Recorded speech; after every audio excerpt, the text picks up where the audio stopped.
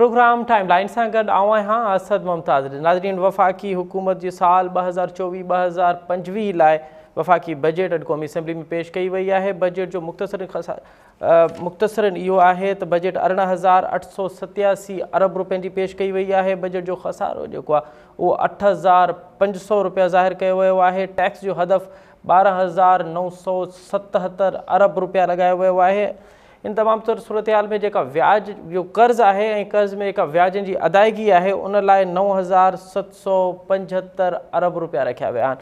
सरकारी मुलाज़िमनि जी पघारुनि में इज़ाफ़ो कयो वियो आहे। ग्रेड 1 खां 16 ग्रेड ताईं जे सरकारी मुलाज़िमनि जी पघार में 25% ऐं 17 खां 22 ग्रेड जे ऑफिसरनि जी पघार में 22% इज़ाफ़ो कयो वियो आहे। बजट कीअं आहे? बजट में जेका उम्मीद हुई उन ते पूरी लहे थी या बजट जेको IMF जी मंशा हुई, IMF जी ख्वाहिशूं उन मुताबिक़ रखी वई आहे। टैक्स छूट जेके हुयूं तक़रीबन 630 अरब रुपयनि जा टैक्स छूट जेके आहे उहे ख़तमु कया विया आहिनि। सब्सिडियूं तक़रीबन ॼण त ख़तमु कयूं वियूं आहिनि ऐं बजट खां पोइ जेका सभ खां ख़तरनाक ख़बर हुई, ऐं लफ़्ज़ ख़तरनाक इस्तेमालु पियो कयां, उहा आवाम लाइ ख़तरनाक हुई, उहा इनमें बि आहे त उहा ख़तरनाक ख़बर इहा हुई त हुकूमत पेट्रोलियम जेकी शयूं आहिनि उन ते लेवी टैक्स जेको आहे उहो वधाए छॾियो आहे। पहिरियां 1 लीटर ते 60 रुपया हो, हाणे उहो 80 रुपया ताईं मुक़ररु कयो आहे। त हीअ हिकु लेवी जो टैक्स वधायो वियो आहे ऐं हिन बजट खां पोइ इन्फ्लेशन रेट वधण जा हिकु दफ़ो ॿीहर चांसिस आहिनि या इहो अंदाज़ो कजे त हिन बजट खां पोइ जेको 2 ॾींहंनि खां मुसलसल वफ़ाक़ी वज़ीर चए पियो त इन्फ्लेशन रेट घटि थी 12% ते पहुतो आहे ऐं उहो चए पियो त असां हुनखे सिंगल डिजिट में आणींदासीं। त हिन बजट खां पोइ इन्फ्लेशन रेट किथे पहुचंदो? प्रोग्राम जे इन हिसे में असां हिन ते ई ॻाल्हाईंदासीं। हुन असांखे प्रोग्राम में जॉइन कयो आहे मुश्ताक मिरानी साहब, पाण मुल्क जा मुमताज़ मुआशी माहिर आहिनि। उन सां गॾोगॾु असांखे जॉइन कंदो शर्जील गोपलाणी साहब, पाण कराची जा ताजिर अॻवान आहिनि। ऐं असांखे जॉइन कंदो मुल्क जो मुमताज़ तर्जे निगार ऐं मुआशी माहिर जनाब अतीक़ुर रहमान साहब।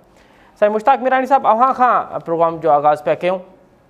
यकीनन अव्हां अॼु बजट ॾिठो आहे, कीअं पिया ॾिसो? छा अव्हां जूं बि इहे एक्सपेक्टेशन्स हुयूं त बजट अहिड़े क़िस्म जो बजट ईंदो या अव्हां सम्झो पिया तव्हां जूं उमेदूं कुझु ॿियूं हुयूं ऐं बजट कुझु ॿियो आयो आहे?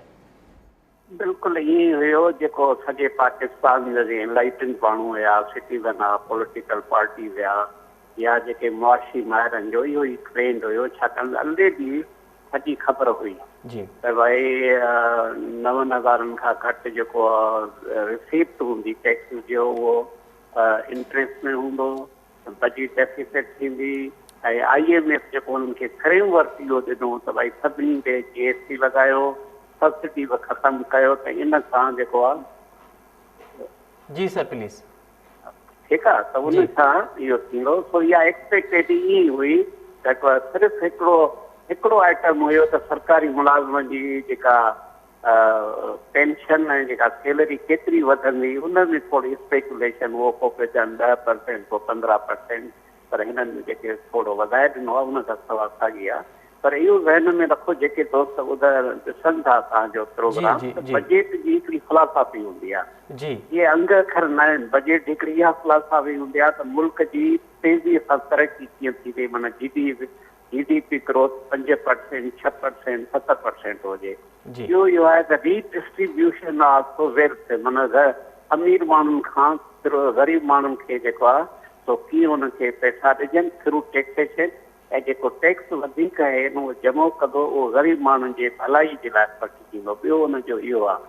थर्ड हुनजो मेजर ऑब्जेक्ट हुनजो इहो आहे त के अहिड़ा सेक्टर आहिनि जिन में तव्हां इन्वेस्टमेंट कराए त मुल्क अञा वधीक तरक़ी करे ऐं उहो जेका एडिशनल इनकम थींदी उहा मुल्क में हुनखे बेनिफिट कजे। उहो हिन बजट जी इहा एक्सपेक्टेशन का बि कोन्हे। हिनजे हेठि का बि मतिलबु त ग्रोथ न हुअणु घुरिजे, इन्फ्लेशन खे कंट्रोल कजे ऐं उन खां पोइ लोन जेको आहे उहो वापसि कयो वञे ऐं टैक्स लॻायो वञे ऐं जेको ही पंहिंजो छा चइबो आहे सब्सिडीज़ उहे ख़तमु कयो वञे। त उहे साॻियूं शयूं तव्हांजे बजट में नज़र ईंदियूं। पर इहो हिन में रखो त हीअ एस्टिमेशन आहे ऐं तव्हांखे ख़बर आहे त हर साल हुकूमत पंहिंजे बजट जी खे इज़त कोन ॾींदी आहे। कीअं इज़त न कंदी आहे? जीअं अञा बजट हलंदी न कंहिं न कंहिं शइ में टैक्स वाधारो करे सघंदा। अञा जॾहिं पास थींदी त 2 महीननि में पेट्रोल जी क़ीमत वधाए छॾींदा, गैस जी क़ीमत वधाए छॾींदा, या कंहिं ते जेको आहे सो टैक्स वधाईंदा इंपोर्ट एक्सपोर्ट लाइसेंस। तंहिंजे करे जेके बि माण्हुनि खे ख़बर आहे पाकिस्तान जे मुआशी सूरत हाल जी बजट जी आहे हुकूमत जे सिस्टम जो, उन्हनि खे इहा सरप्राइज़ कोन्हे ऐं ख़बर आहे त ही गवर्नमेंट ख़ुदि हुनखे ॾिसा न रखंदी पंहिंजे इहो बजट खे। तंहिंजे करे ॾिसणो इहो आहे त बाक़ी साल में हुकूमत हुन ते अमल करे थी या नथी करे, पर लास्ट में इहो आहे जेको तव्हां ॿुधायो त ही पंहिंजो इन्फ्लेशन खे घटाइण जो इहो तरीक़ो आहे त मनी सप्लाई खे घटाइजे, त माण्हू वटि पैसो न हूंदो, डिमांड न घटि हूंदी त माण्हू खे शयुनि जी क़ीमत घटाइबी। पर हिननि ॿिए तरीक़े सां कयो आहे, टैक्स वधाए ऐं सब्सिडी ख़तमु करे जेका डिमांड आहे उनखे जो हेठि कंदा त ऑटोमेटिकली महांगाई त घटिजी वेंदी। पर इहो बि हिकिड़े क़िस्म जो ख्वाबु आहे, उहो थींदो या न थींदो फ़िलहाल असांखे इहो ॾिसणो आहे त हुकूमत अॻिते हली हुन पॉलिसी खे कीअं अमल करे। अच्छा मुश्ताक मीराणी साहब, हाणे इहो बि ॿुधाइजो त बजट जो जेको खसारो आहे उहो त ॿुधायो पियो वञे त 8,500 अरब रुपयनि जो त बजट जो खसारो आहे। टैक्स जो हदफ़ हिननि सर 12,976 रुपया मुक़ररु कयो आहे। अवां सम्झो पिया त इहो टैक्स जेको आहे उहो टैक्स अमीरनि ऐं एलीट क्लास आहे जेको हिन मुल्क जो सभ खां मज़बूत क्लास आहे उनखां उगाड़ी कई वेंदी। अवां सम्झो पिया त इहो टैक्स हिकु दफ़ो ॿीहर इन टैक्स जो बार ऐं वज़न इन टैक्स जो वॾे हिसे जो बार हुन ॾियारीदार ते लॻाईंदा, उन सैलरीड क्लास ते लॻाईंदा जेको पहिरियां ई इनडायरेक्टली तौर ते केतिरा ई अरब रुपया हर साल टैक्स ॾिए पियो। हिन में रखो त हाणे जेकॾहिं सब्सिडी ख़तमु था कनि ऐं टैक्स खे वधाइनि था त अल्टीमेटली जनरल सेल्स टैक्स आहे त उहो ग़रीब माण्हुनि ते बि लॻंदो, अमीर माण्हुनि ते लॻंदो। त फ़िलहाल असांखे नज़र कोन थो अचे त ग़रीबनि जी जेका वटि पैसा अथनि ग़रीबनि खे इहो नज़र कोन थो अचे। जी सर प्लीज़। मीराणी साहब मुंहिंजो आवाज़ अवां ते अचे पियो सर? हा हा जी जी। अच्छा मीराणी साहब, हाणे हिकिड़ी ॿी शइ बि आहे त हिकु मिसाल बजट जो वॾो हिसो त खसारे में आहे ई आहे पियो, जेको असां कर्ज़ु वरितो आहे। हाणे कर्ज़ जी क़िस्तूं पंहिंजी जाइ ते, पर कर्ज़नि जो जेको व्याज आहे उनजी अदायगी लाइ 9,000 अरब रुपया त फ़क़ति उनजी माना 18,000 अरब जे बजट मां 9,000 अरब रुपया व्याजनि जी अदायगी लाइ रखिया विया आहिनि। त बजट जो हिकिड़ो वॾो हिसो तव्हांजे कर्ज़नि जी व्याजनि जी अदायगी में लॻो पियो वञे, त अहिड़ी सूरत हाल में मां सम्झो पिया त हीउ बजट अवाम लाइ फ्रूटफुल साबित थींदो। न मुश्किल आहे, न थींदी। तव्हांखे सभिनी माण्हुनि जो इहो आहे त भई पाकिस्तान ऑलमोस्ट डिफॉल्ट थो करे, माना उन्हनि खे एतिरा पैसा उन्हनि खे लोन ॾिनो आहे उनखे कनि, इन जे करे IMF जे ॾुखियनि शर्तनि ते हुनखे इनवाइट कयो त असांखे तव्हां कर्ज़ु ॾेई छॾियो। इन जे करे IMF जेको चवे थो उन ते उहो गवर्नमेंट ऑफ पाकिस्तान। मीराणी साहब, अवां कीअं पिया सम्झो त हीअ जेको सरकारी मुलाज़िमनि जी पघार में इज़ाफ़ो थियो आहे, अवां इहो सम्झो पिया त इहो काफ़ी आहे ऐं 2200 इज़ाफ़ो थियो आहे, ऐं के पेंशन जेके वठनि था पिया असांजा बुज़ुर्ग हज़रात उन्हनि लाइ 2200 इज़ाफ़ो थियो आहे। अवां सम्झो पिया अहिड़ी महांगाई में 2200 काफ़ी आहे या अवां सम्झो पिया त अञा हिन खां वधीक थियणु घुरिजे। इहो को 36,000 रुपया मुक़ररु कयो वियो आहे, घटि में घटि पघार। अहिड़ी महांगाई में 36,000 में घर हली सघे थो? बिल्कुलु नथो हले। ऑफसेट थींदो, जेतिरी उहो पेंशन में जेतिरो वाधारो थींदो न ओतिरो टैक्स वधीक थींदो त उहो बैलेंस थींदो ऑलमोस्ट। अवां जो सर छा एक्सपेक्टेशन्स हुयूं त कहिड़नि शोबनि में अवां सम्झो पिया त हिन में टैक्स वधाइणु घुरिजे आहे ऐं किथे किथे हुकूमत खे सब्सिडी ॾियणु घुरिजे आहे? पहिरीं ॻाल्हि इहा आहे त ऑलरेडी तमामु घणा शोबा जेके आहिनि अंडर टैक्सेशन आहिनि। ॿी ॻाल्हि इहा आहे त जेको पाकिस्तान जी हुकूमत हाणे आहे उन वटि को ऑप्शन कोन्हे को। IMF जेको हुनखे फ्रेमवर्क ॾिनो आहे उनजे अंडर सां कमु करणु अॻिते हली तमामु वॾी क्राइसिस पैदा थींदी।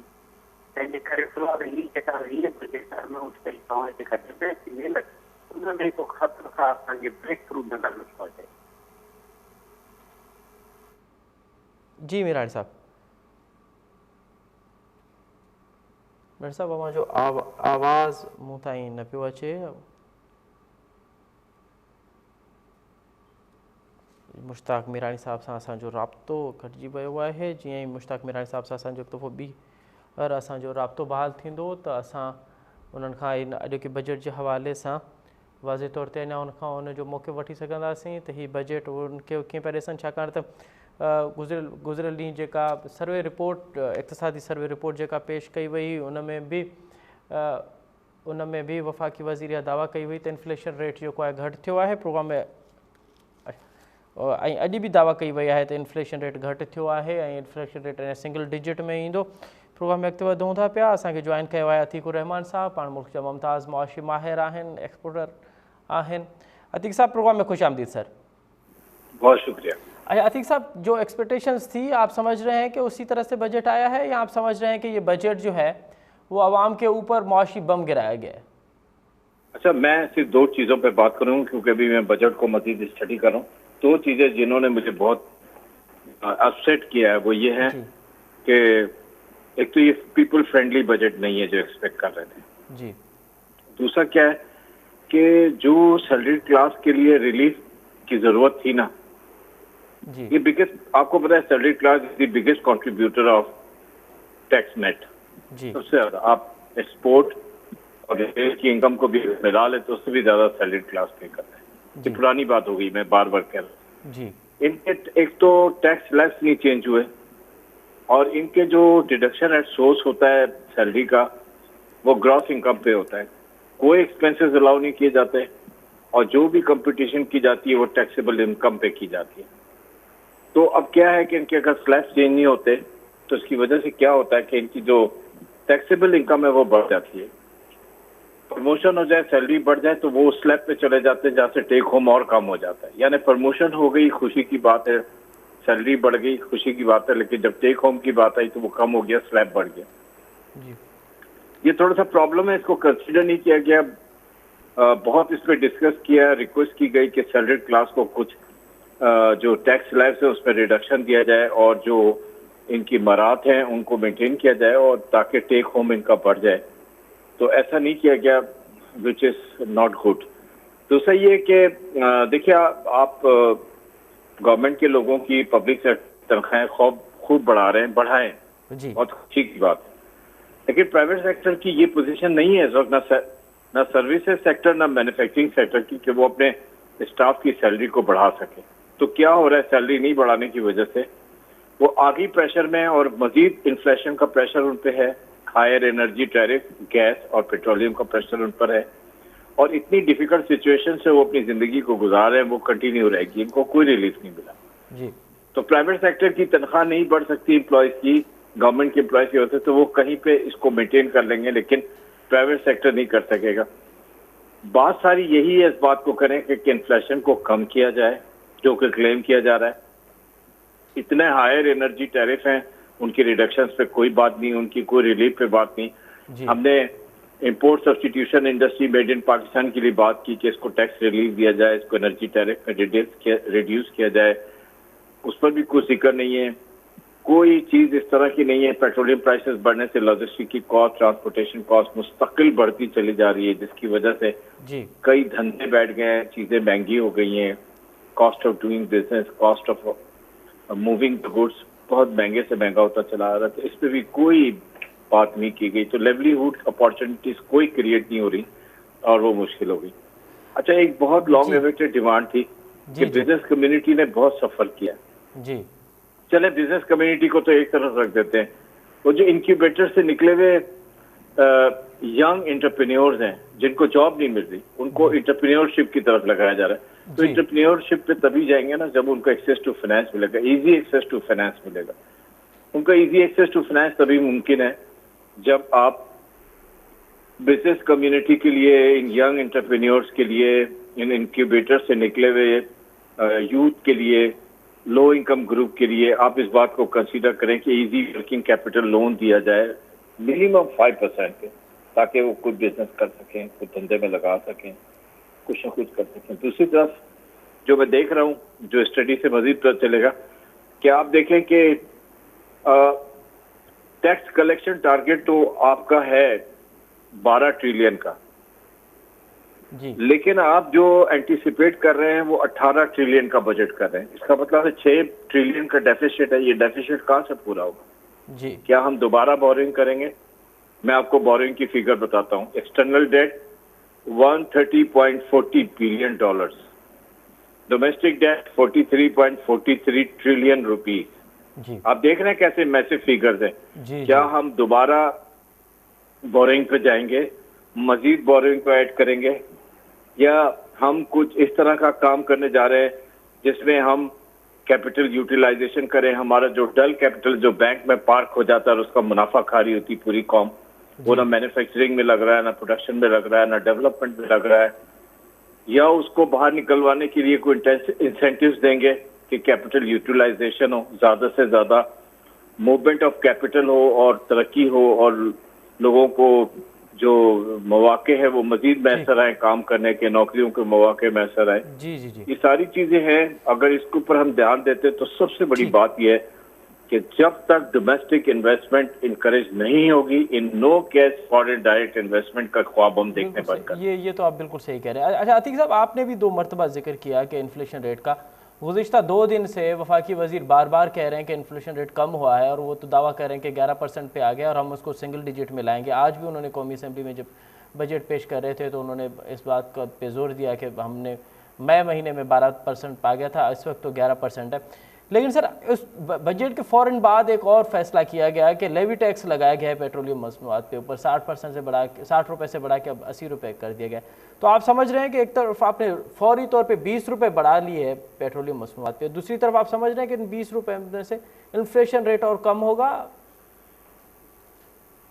इन्फ्लेशन मल्टीप्लाई हो जाएगा। ट्रांसपोर्ट, पब्लिक ट्रांसपोर्ट के साथ साथ ओवरलैंड ट्रांसपोर्टेशन जरिया है माल की तरसील का एक जगह से दूसरी जगह। आप प्रोडक्शन भी करते हो तो आपको रॉ मटेरियल लेकर आना पड़ता है, आपको कोई चीज इंपोर्ट करते हो तो आपको पोर्ट से लानी होती है, आपको एक्सपोर्ट करते हो तो आपको पोर्ट पहुंचाना होता है। ये सब की एक कॉस्ट होती है। जब आप लेवी को माफ करने के लिए कहा जा रहा है आपसे कि आप पेट्रोलियम प्राइसेस को गिरा दें ताकि लोगों को रिलीफ मिले और वो मैन्युफैक्चरिंग और प्रोडक्शन कॉस्ट को कम कर सके, ज्यादा से ज्यादा इसमें अपने आप को डाल सके, आपने अब लेवीज अगर बढ़ा दिए 80 रुपए तो इसका मतलब 20 रुपए से पेट्रोल के दाम बढ़ गए हैं, कम नहीं हुए जी। अब वो 20 रुपए से बढ़ने से मतलब कि 80 रुपए का जो लेवी है वो automatically cost of production capacity जो बिल्ड नहीं हो रही है वो मजीद मुश्किल हो जाएगी। तो कैपेसिटी बिल्ड नहीं होगी तो प्रोडक्शन नहीं होगी, फार्म टू मार्केट या मार्केट टू फार्म या प्रोडक्शन टू मार्केट या फ्रॉम मार्केट टू प्रोडक्शन या पोर्ट टू प्रोडक्शन, ये सारी चीजें लॉजिस्टिक्स से डिपेंड करती हैं और लॉजिस्टिक्स चलता है पेट्रोल से, ये सब महंगी होंगी। तो आप पर खुद समझ लें कि जब 20% का लेवी बढ़ जाएगा तो 20% के ऑटोमेटिकली एड बैक हो जाएगी कॉस्ट और आपका इन्फ्लेशन जिसका आप दावा करते हैं कि वो कम हो रहा है वो दोबारा अपने लेवल्स पे आ जाएगा और वही की वही बात आएगी कि कंज्यूमर गुड्स महंगे होंगी और परचेजिंग पैरिटीज गिर जाएंगी। और वो अभी भी चल रहा है कि लोग जाते 4 चीजें खरीदने लेके एक आते क्योंकि कैपेसिटी बिल्ड नहीं हो रही उनकी purchasing. This is very upsetting. बहुत बहुत शुक्रिया आतिक साहब, आपने बड़ा तफसीली तौर पे आज के बजट के हवाले से अपना मौक़िफ़ दिया। साईं मुश्ताक मीरानी साहब, अवां वटि हिकु दफ़ो ॿीहर अचूं पिया, गुज़िरियल ॾींहुं बि हिकु इक़्तिसादी रिपोर्ट पेश कई वई, उन में चयो वियो त जेके 3 अहम सेक्टर आहिनि, मिसाल सर्विस सेक्टर आहे, इंडस्ट्री आहे, ज़राअत आहे, 2 सेक्टर मिसाल इंडस्ट्री ऐं सर्विस सेक्टर मुल्क खे उहो त मुसलसल खसारे में आहिनि, हिकिड़ो ई सेक्टर बचियो आहे उहो आहे ज़राअत जेको मुल्क खे सहारो ॾेई बीठो आहे। अवां सम्झो पिया त हिन बजट में ज़राअत जेको आहे उहो नुमाया हुजे हा, उन हवाले सां के नुमाया पॉलिसीज़ हुजनि हा, हारियुनि खे नंढनि आबादगारनि खे का सब्सिडी ॾिनी वञे हा त अञा ज़राअत जे शोबे खे बहितर ऐं फ़ाल करे सघिजे पियो। अवां खे को किथे नज़र आयो त ज़राअत तरजीह हुजे हुकूमत जे? अहिड़ी ॻाल्हि आहे त ज़राअत जेको आहे सूबाई शोबो आहे, इहो वफ़ाक़ी शोबो न आहे। वधि में त हू लोन ॾेई सघनि था थ्रू प्राविंस ते, जॾहिं प्राविंस ही पंहिंजो प्रोडक्ट नथी करे माना परफॉर्मेंस नथी ॾेखारे त ज़राअत कीअं वधंदी। तव्हांखे सिंध जो एग्ज़ाम्पल ॾियणु जॾहिं अधु सिंध धाड़ेलनि जे हवाले आहे ऐं अधु सिंध माफ़िया जे हवाले आहे कमनि ऐं ॿियूं शयूं, त ज़राअत कीअं डेवलप थींदी। त ऑलरेडी तव्हां ॾिसो त ज़राअत में तमामु वॾी लेवल जा माफ़िया आहिनि जेके एक्सप्लॉइट था कनि। उहो जॾहिं उन्हनि जी एक्सप्लॉइट ख़तमु न थींदी, उन्हनि जा अक्सर माण्हू जेके उन्हनि असेंबलीज़ में वेठा आहिनि जेको फ़ैसिलो था कनि, तंहिंजे करे उमेद ई न रखो त पोइ ज़राअत खे ई तरक़ी ॾियणु, छाकाणि उहे ई माण्हू ग़लति फ़ैसिला था कनि, उहे ई माण्हू ग़लति तरीक़ा इस्तेमालु था कनि, उहे ई वरी डिसीजन मेकर जेको आहे सूबाई इन में वज़ारतनि में ऐं असेंबलीज़ में वेठा आहिनि। अच्छा मुश्ताक मीरानी साहब, हाणे थोरो सब्जेक्ट खां हटी करे अगरि ॻाल्हि कयूं, मिसाल ज़राअत असांजो अहम शोबो आहे ऐं ज़राअत असांजी मैशत जी चेल बि आहे। ऐं अवां चओ पिया त अरिड़हीं तरमीम खां पोइ ज़राअत हाणे प्योरली प्रोविंशियल सब्जेक्ट आहे, त भला को कंपेरिज़न करे सघिजे थो त पंजाब जी ज़राअत ऐं सिंध जी ज़राअत, छाकाणि त KPK ऐं बलूचिस्तान जी ज़राअत सां मुक़ाबिलो कोन था कयूं असां। ॿ अहम सूबा आहिनि ज़राअत जे हवाले सां, पंजाब ऐं सिंध। को कंपेरिज़न आहे त भला असांजी ज़राअत किथे बीठी आहे? पहिरीं ॻाल्हि त जेको पंजाब में जेको पाणीअ जी विर्छ आहे न, उहे एतिरा सही नमूने थी थिए। हिते जेको आहे सिंध में एतिरी त ग़लति विर्छ थी थो, जो जेके डायरेक्ट आउटलेट आहिनि उहे जेके आहिनि कालाबाग डैम में तव्हांखे सॼी सिंध में ग़लति डिस्ट्रीब्यूशन ईंदी। जेके बि इंफ्लुएंशियल माण्हू आहिनि, जेके सियासी कुवत था रखनि, उहे पंहिंजे मर्ज़ी सां वाहन जी इहो पाणी था खणनि, माना मेस लॻी पई आहे। टोटल हिकिड़ो इहो आहे। ऐं ॿी ॻाल्हि इहा आहे त जेको क्रेडिट आहे उहो पंजाब में प्रॉपर वे में क्रेडिट गवर्नमेंट जो हुनखे हले थो पियो, सिंध में बिल्कुलु कोन्हे को। हुनजी मिसाल इहा त सिंध में अञा ताईं तव्हांखे डिजिटलाइज़ेशन न थियो आहे। जेके लैंड रिकॉर्ड्स आहिनि पंजाब में उहो कंप्लीट ख़तमु थिया। हाणे डायरेक्ट तव्हां बैंक, तव्हां आबादगार आहियो, बैंक खे तव्हां इहो लोन ॾियो, पंहिंजो पाण हुन खां डेटा वठी तव्हांखे उहो कर्ज़ु ॾिए थी। त हिते तव्हांखे मुख़्तियारकार वटि वेठो वरी रिश्वत ॾियो, पोइ तव्हांखे उहो 7 नंबर ॾींदा फारम, पोइ वञी बैंक में ॾियो। इन्हनि सां टाइम जेको आहे। ऐं टियों पंजाब ऐं सिंध में, पंजाब में बाक़ाइदे सीड कंट्रोल आहे ऐं जेके दवाऊं आहिनि उन्हनि जो कंट्रोल आहे। सिंध में पंजाब जा अचनि था वापारी, पैसा ॾेई पोइ ग़लति सीड, ग़लति जेके आहिनि दवाऊं था ॾियनि। नतीजे तौरु सिंध में उहा जेका पर एकड़ यील्ड आहे उहा नथी थिए। थर्ड इहा आहे त सिंध में जेकी वॾी ज़मीनदारी आहिनि उहे एब्सेंटी लैंडलॉर्ड आहिनि। वेठा कराचीअ में आहिनि, वेठा दुबईअ में आहिनि, ऐं ज़मीन हुनजी हिते आहे, कोई प्रॉपर मैनेजमेंट कोन्हे। नतीजो आहे त पर एकड़ जेको कंपेरिज़न कयूं, पर एकड़ जेका आहे उहा पैदावार घटि आहे। तंहिंजे करे सिंध खे त छॾियो न, सिंध कंहिंसां बि हाणे कंपेरिज़न नथी करे छॾे। टोटली कोलैप्स आहे। इरिगेशन सिस्टम कोलैप्स आहे, एग्रीकल्चर कोलैप्स आहे। ग़रीब माण्हू जेके आहिनि हारी आहिनि उहे तबाह थी विया आहिनि। तो कंपेरिज़न ई न आहे सिंध जो। पंजाब खे त छॾियो, एथोपिया सां तव्हां कंपेरिज़न नथा करे सघो, ऐं अफ्रीकन मुल्क सां तव्हां कंपेरिज़न कंपेयर नथा करे सघो। पोइ मुश्ताक मीरानी साहब, पोइ वे फॉरवर्ड छा आहे, जो तजवीज़ूं कहिड़ियूं आहिनि अवां जूं? त मिसाल ज़राअत जे हवाले सां छा करणु घुरिजे? हिन वक़्त ताईं जेको न आहे थियो उनखे अगरि साइड ते रखी अॻिते लाइ सोचिजे त फौरी तौर ते छा करणु घुरिजे? अॻिते जेका इहा आहे जेके हिन सॼे पाकिस्तान में डिस्कशन आहे त भई तव्हां फ्री ऐं फेयर इलेक्शन करायो, ज़िम्मेवार हुकूमत अचनि, उन हुकूमत जी अकाउंटेबिलिटी थिए, रूल ऑफ लॉ हुजे, कोर्टूं सही इंसाफ़ ॾियनि। उहो जॾहिं इंटीग्रेटेड सिस्टम कंदो न, तव्हां ॾिसो त सिंध केतिरियूं मथे वञी सघे थी।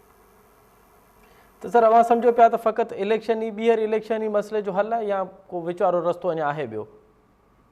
जेका फ्री फेयर इलेक्शन आहे न, उहो हिकिड़ो रस्तो आहे, एंड न आहे, उहो आख़िरी मक़सदु न आहे।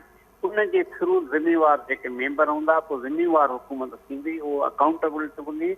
ऐं गॾोगॾु जेको आहे सो फ्री प्रेस हूंदी सिंध में, ऐं फ्री जेका रूल ऑफ लॉ हूंदो, उन खां पोइ जुडिशरी इंडिपेंडेंट हूंदी।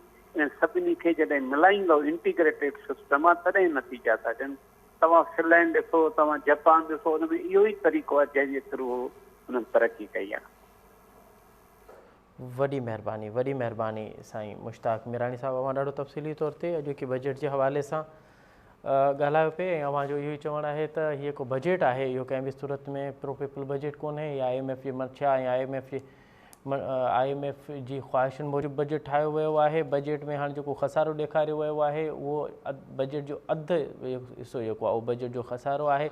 18,000 अरब रुपयनि जी बजट आहे, उन में 8,500 अरब रुपयनि जो खसारो आहे। जेको कर्ज़ु वरितो आहे मुल्क हिन वक़्त ताईं, ऐं कर्ज़ जी जेको व्याज आहे उनजी अदायगियुनि लाइ 9,775 अरब रुपया रखिया विया आहिनि। हुकूमत आवाम खे हिकु सब्सिडियूं ॾींदी आहे मुख़्तलिफ़ हवालनि सां, उहे सब्सिडियूं बि ॼण त हिन बजट खां पोइ ख़तमु थी वियूं आहिनि। उहे बि हाणे नाले मातरी रहियूं आहिनि। अवां जो केतिरियूं शयूं जेके आहिनि रोज़मर्रा लाइ जो तव्हांजो बेसिक जेके ज़रूरत वारियूं शयूं आहिनि, उन में बजट खां पोइ इज़ाफ़ो थी वेंदो। इम्पोर्ट में मिसाल अगरि ॻाल्हि कजे त इम्पोर्ट जी मसनूआत जेके बि आहिनि उन्हनि में बि इज़ाफ़ो कयो वेंदो। तव्हांजा मोबाइल महांगा थी वेंदा, इम्पोर्ट टैक्स खां पोइ तव्हांजो मोबाइल महांगो थी वेंदो, ऐं तव्हांजी ऑटोमोबाइल जेका इंडस्ट्री आहे उन जा रेट्स जेके आहिनि वधी वेंदा। सिगरेट त ऑलरेडी वधी वेंदा आहिनि।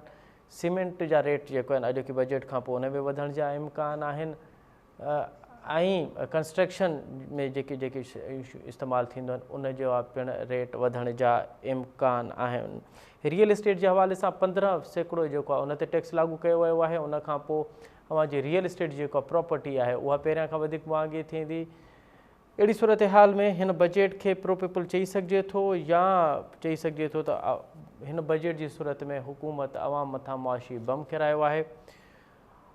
हुकूमत वटि अवाम लाइ रिलीफ लाइ अञा छा बचियो आहे ऐं उनखे उहो रिलीफ अवाम खे कॾहिं मिलंदो। इन्फ्लेशन रेट जे हवाले सां जेको बार बार वफ़ाक़ी वज़ीर दावा पियो करे त उहो 11% थियो आहे, उनखे सिंगल डिजिट में आणींदासीं। अॼु बजट खां पोइ जेको फौरी तौर ते पेट्रोलियम लेवी में 60 रुपए मां 80 रुपया वधायो वियो आहे, त उनखां पोइ इहो तवका रखी सघिजे थी त इन्फ्लेशन रेट घटि थींदो। मुंहिंजो ख़्यालु आहे त घटि कोन थींदो, बल्कि इन्फ्लेशन रेट बक़ौल अतीक रहमान जे किताब जे इन्फ्लेशन रेट अञा मल्टीप्लाई थी अञा वधंदो। हाँ, ॾिसणो इहो आहे त हिन तमामु तर सूरत हाल में अपोज़िशन कहिड़ो किरदारु अदा करे पई। हीउ बजट अॼु पेश कयो वियो आहे, हिन जी मंज़ूरी वारो अमल ऐं हिन जी तजवीज़ुनि वारो अमल अञा ताईं आहे। उहो जॾहिं इजलास सुभाणे खां इजलास शुरू थींदो त उनखां पोइ लिखियो वेंदो त हिन में किथे किथे एडिट थी पई सघे। हाणे बजट कॾहिं थी मंज़ूरी थिए ऐं बजट जे हवाले सां अवाम जो मौक़िफ़ कॾहिं थो अचे, इहो त वक़्तु ॿुधाईंदो। त प्रोग्राम जे वक़्त में पुॼाणी थो पचे। असद मुमताज़ रेट खे ॾींदा इजाज़त, सदाईं गॾु।